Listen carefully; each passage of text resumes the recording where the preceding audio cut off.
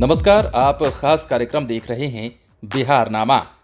इस खास एपिसोड में आज बिहार की सियासत की ब्रह्म बाबा के बारे में बताते हैं। हालांकि बहुत लोग ये जानते भी हों कि सियासत के ब्रह्म बाबा बिहार में किन्हें कहा जाता है, लेकिन शायद ही लोग जानते हों कि आरजेडी सुप्रीमो लालू यादव उन्हें आरजेडी के बरगद बताते थे।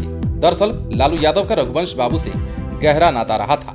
रघुवंश बाबू मतलब रघुवंश प्रसाद सिंह। वैशाली से कई बार सांसद रहने वाले रघुवंश बाबू अब इस दुनिया में नहीं है, लेकिन उनकी कही बातें, उनके बोलने के अंदाज, उनकी कार्यशैली आज भी लोगों को याद है। और आपको बता दें कि रघुवंश प्रसाद सिंह को ही बिहार की सियासत में ब्रह्म बाबा कहा जाता था। दरअसल रघुवंश प्रसाद सिंह का लालू यादव से पुराना और गहरा नाता रहा है। उनका तब से संबंध था जब लालू यादव मुख्यमंत्री भी नहीं बने थे।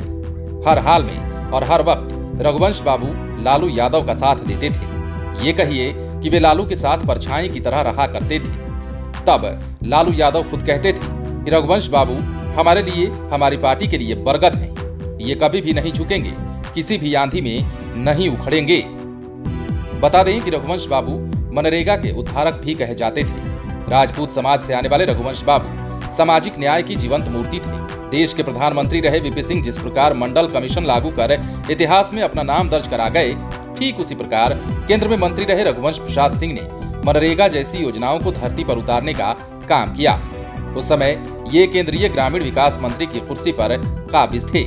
यूपीए सरकार में मनरेगा की फाइल जब सरकारी दफ्तर में धूल फांक रही थी, तब रघुवंश बाबू ने इस महत्वाकांक्षी योजना को कानूनी रूप से अमली जामा पहनाया और इसे लागू कराकर पिछड़ों के लिए विकास का नया रास्ता खोल दिया था। मूल रूप से वैशाली जिले के रहने वाले रघुवंश सिंह का राजनीति के साथ सामाजिक रसूख भी देखते बनता था। ये समाज के उन चंद लोगों में शामिल थे जिन्होंने न सिर्फ अपनी निजी जिंदगी बल्कि राजनीतिक जीवन को भी सिद्धांतों के साथ जिया। हालांकि दिल्ली एम्स में अंतिम सांस लेने के पहले उनका एक पत्र काफी वायरल हुआ था।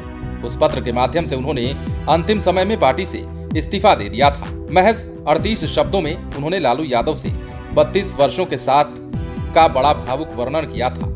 उस पत्र में उन्होंने लिखा था, जननायक कर्पूरी ठाकुर के बाद 32 वर्षों से आपके पीछे खड़ा रहा, लेकिन अब नहीं।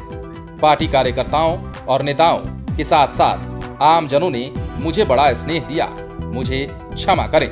सादर रघुवंश सिंह। लेकिन लालू यादव को भरोसा नहीं हुआ कि ये पत्र उन्होंने अपने मन से लिखा होगा। लेकिन उस समय लालू यादव जेल में थे और जेल से आनन फानन में पत्र का जवाब दिया। तब लालू ने लिखा, आप हमारे सुख दुख के साथ ही रहे हैं। ऐसे में पहले आप स्वस्थ हो जाएं, फिर बात करेंगे। आप कहीं नहीं जा रहे हैं, ये समझ लीजिए। आपका अपना लालू। लेकिन रघुवंश प्रसाद चले गए, दुनिया को अलविदा कह गए। लेकिन लोग आज भी रघुवंश प्रसाद को भूले नहीं हैं। उनकी बातों को, उनके तथ्यों को और उनके जीने की शैली को लोग आज भी याद करते हैं। खबरों में अन्य अपडेट्स के लिए बने रहे बिहार इन शॉर्ट्स के साथ।